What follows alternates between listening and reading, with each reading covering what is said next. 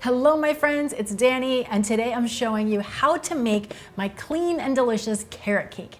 Now this recipe is super easy to make, it's absolutely delicious, and it is gluten and grain free, so it will work for lots of different dietary approaches. I love that this recipe is really moist, it's super flavorful, it would be perfect for Easter or for a Mother's Day brunch, and it also would make a lovely addition to your weekend meal prep. I'd like to take a moment to thank Bob's Red Mill for partnering with me on this video yet again. As you all know, I am a huge fan of Bob's. I've been using their products for years. I just love that they are an employee-owned company who really cares about the quality of their ingredients. And I have to tell you that ever since I've been experimenting with more grain-free baking, mostly due to the requests that I get from the clean and delicious community, Bob's almond flour, coconut flour, and tapioca flour have all become staples in my pantry. I find that these three flours are like the trifecta of grain-free baking. They really create a great base for muffins and breads like I'm making today, and they work really well for pancakes as well, which I shared a couple weeks back and I will of course link to down in the description box below. So if this is something that you too are experimenting with, this would be a great time to stock your pantries. You can find Bob's at grocery stores like Whole Foods and Sprouts and plenty of other stores as well, or you can find their products online. And they are offering everybody in the Clean and Delicious community 20% off their online products. All you have to do is use the link that I have for you down in the description box below and then enter code CLEAN20 when you check out. And do note that this link expires on April 30th. So if this is something you're interested in taking advantage of, now's the time. Okay, so to start with the carrot cake, I've got my oven preheating at 350 degrees Fahrenheit.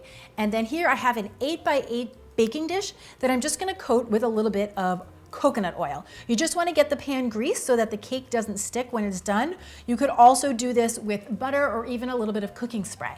Then I've got some carrots. You're gonna need 1 cup of grated carrots. So 2 to 3 carrots, depending on the size. I'm just gonna rinse them off, get them nice and clean, trim off the top and the bottom, and then peel off the skin. And then I've got a box grater here. It's got the little holes and the big holes. I'm gonna grate this on the large holes. And you're just gonna keep going until you've got 1 packed cup of carrots. Then come our dry ingredients. So into a nice big bowl, I'm gonna start with my flours. I have a 1/2 cup of the blanched almond flour and a 1/4 cup of coconut flour. Now, both of these flours have a light, sweet flavor, and they're very nutritious. They are rich in protein and healthy fats, plus they've got a good dose of fiber, so they really help to make you feel satiated and satisfied. Then I'm adding in 2 tablespoons of Bob's tapioca flour, which is a starchy, slightly sweet flour that comes from the cassava plant. Now, I love using this in addition to the almond flour and the coconut flour because it helps to thicken and bind the recipe. Next, I have a teaspoon of baking soda, 1/2 teaspoon of kosher salt, a teaspoon of cinnamon, and then just 1/8 of a teaspoon of allspice. That lends a hint of cloves and nutmeg. It's a really nice addition to the carrot cake. I'm just gonna gently toss that all together, get all of these dry ingredients incorporated. Then I'll slide that out of the way and let's combine the wet ingredients. So here I've got 3 eggs, 1/3 of a cup of melted coconut oil, 1/3 of a cup of maple syrup, which FYI could also be honey if you prefer. They both get the job done. And then 1 teaspoon of vanilla extract. Then I'm just gonna whisk that all together, get all those wet ingredients mixed well, and then take these wet ingredients and pour them right into my dry ingredients. And then again, continue to stir this together just until all the ingredients are combined and you've got a nice thick batter like I have here.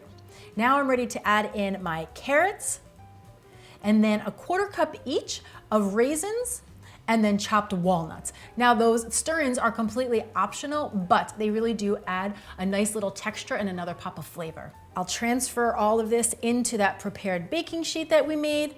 You'll see that the batter is kind of thick, so you're just gonna use your spatula to even out the top.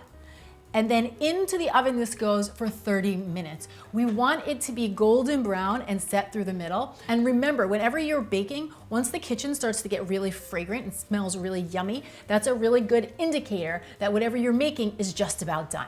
Now, while the cake is baking, we are gonna go ahead and make a very simple icing for it.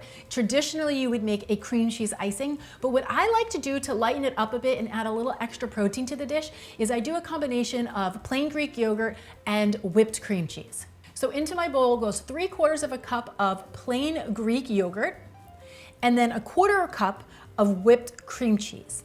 I'll also add a tablespoon of maple syrup just to sweeten it up and round up the flavors a bit. And then using a hand mixer, I'm just gonna blend that until it's nice and smooth and creamy. You just wanna get out all the little lumps and bumps. Then once your carrot cake is completely cooled, and you do have to let it cool or the icing is gonna end up melting, you're gonna just spread this icing right over the top. So just go back and forth, get all the little nooks and crannies until it's done. And then what I love to do, and you have two options here, are either give a little extra sprinkle of cinnamon over the top or some chopped walnuts, whatever your preference is. This carrot cake, it's moist, it's tender. I love the little sweet bits of raisins and then the crunch from the walnut. It is seriously hard to believe that you can make a cake taste so good without any refined flours or sugars. Hard to believe and insanely delicious. Now, as always, I'm very excited to see you all make this cake in your very own clean and delicious kitchens. And when you do, don't forget to snap a picture and tag me on Instagram and on Facebook using the hashtag clean and delicious. And remember, if you want to stock your pantry with any of the flours that I've used today or any other grain-free or whole grain flour, Bob's Red Mill is offering everybody in the Clean and Delicious community 20% off their online purchases. So all you have to do is use the link that I have for you down in the description box below and enter code CLEAN20 at checkout. Thank you so much for watching. I am Danny Spies, and I'll see you back here next time with some more clean and deliciousness. Cheers! 1/3 cup of melted coconut oil.